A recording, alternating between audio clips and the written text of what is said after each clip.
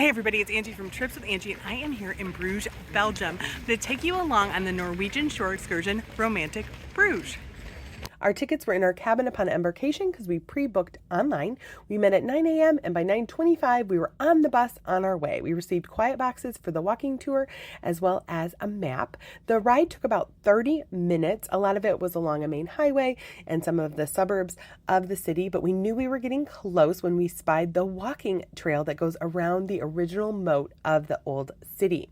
We headed off the bus and to the walking tour. Now, 42 people is a lot of people on a walking tour, so just keep that in mind. We started crossing this beautiful bridge over the river that runs through the heart of this old city, and then we headed down the beautiful paths into the UNESCO World Heritage Site, which is Romantic Bruges.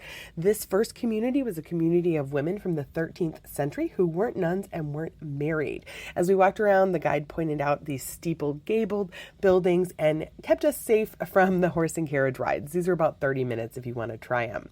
In the city center, there are two different breweries, but this one has a beautiful beer garden as well as a pipeline to pipe their beer from the city to the suburbs so they can keep their city brewery designation. The canals were absolutely gorgeous. The Tanner Square offered some beautiful old buildings and rich history, and then it was time to head from the fish market into the oldest part of Bruges. So you kind of walk through this beautiful old gate into one of the main squares. This is the 13th century City Hall, still used today, and in fact we saw 3 couples get married at City Hall since we were there on a Saturday.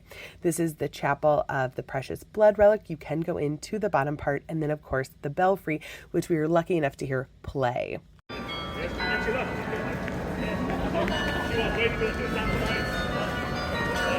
After about an hour and 45 minutes of our walking tour, it was time to join our canal cruise. It was 2 big steps down into the boat, and we set sail along the canals. Now, a lot of what we saw was the same things we saw on the walking tour, but it was great to get a new perspective and much easier to take photos.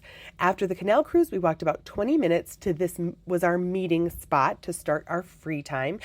You can see there's cafes and gift shops. We opted to sit down at this cafe here with the black umbrellas, had a quick snack, and we had to try that local beer. And I highly recommend this chocolate shop. They had a selection of sugar-free and gluten-free Belgian chocolates to buy. Then it was time to head back, about a 20-minute walk back to the bus and drive back to the port. So I'm back on the ship after the tour, and overall I thought it was a great tour. Now, I noticed a few people on the tour complaining, but I think it's because they didn't read the full description. The description was very clear. This is a walking tour through the city. We weren't going to get inside any of the buildings. Then there was a 30-minute canal cruise and a little bit of free time. I think some people were surprised that we walked about 2.5, 3 miles, that the walking tour was about 2 hours as part of it. The booking was very clear though. There was going to be a lot of walking. It was rated moderate on Norwegian.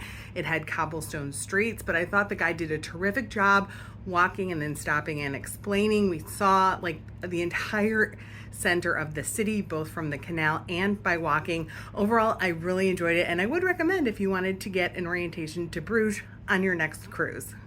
If you are enjoying these excursion reviews, please let me know. Please subscribe so you can get the new ones here in your feed, or sign up to get them delivered right to your email. I'll put the link in the first comment.